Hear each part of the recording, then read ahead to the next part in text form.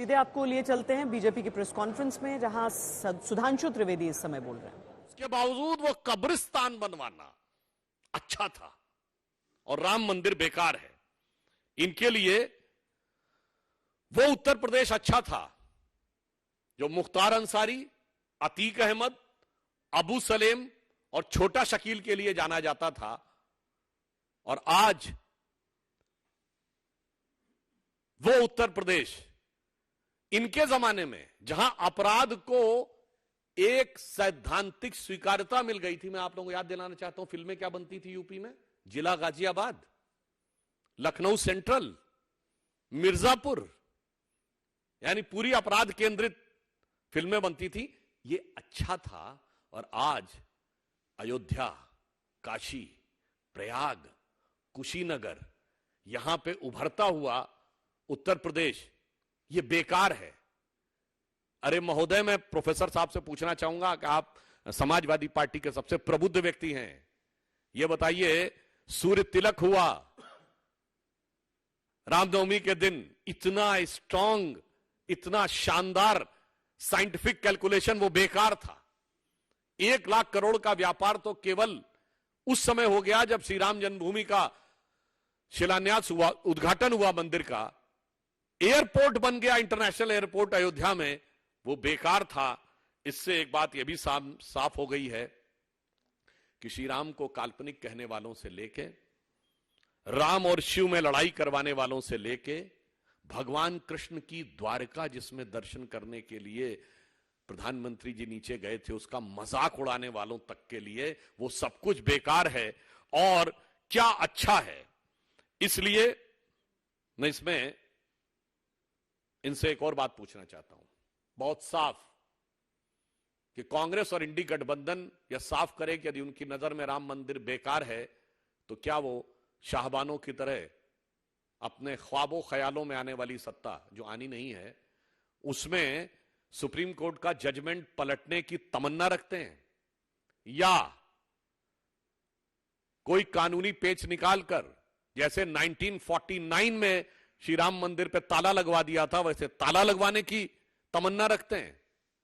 मैं पुनः रिपीट कर रहा हूं, राम मंदिर के लिए बेकार शब्द प्रयोग करने वाले उत्तर भारत में उनके सबसे बड़े सहयोगी दल और इंडी गठबंधन से मैं पूछना चाहता हूं कि आप राम मंदिर पर दोबारा ताला लगाने की तमन्ना रखते हैं?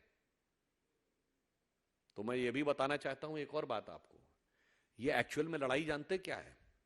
इनको मुस्लिम समाज से भी कोई लेना देना नहीं है। ये इंडी गठबंधन के दलों की आपस की लड़ाई है।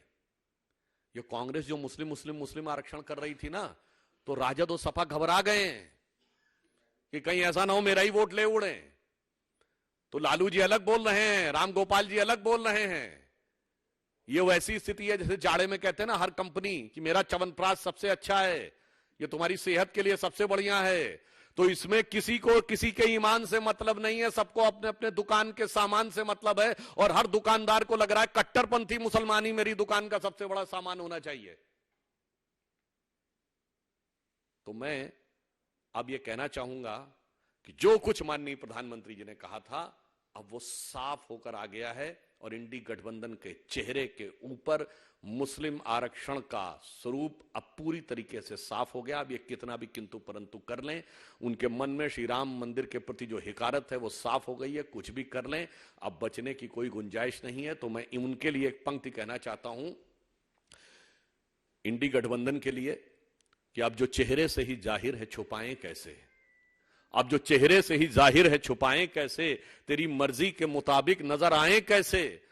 और घर सजाने का तसव्वुर हुआ बात की बात, अब तो मुश्किल है कि इस घर की हकीकत को छुपाएं कैसे। वो हकीकत पूरी तरह एक्सपोज हो चुकी है। मगर हम भी यह स्पष्ट करना चाहते हैं कि श्री राम जन्मभूमि का मंदिर 500 वर्ष के भारतीय समाज और हिंदू समाज के रक्त रंजित इतिहास के बाद, तमाम रक्त के बलिदान के बाद बना था।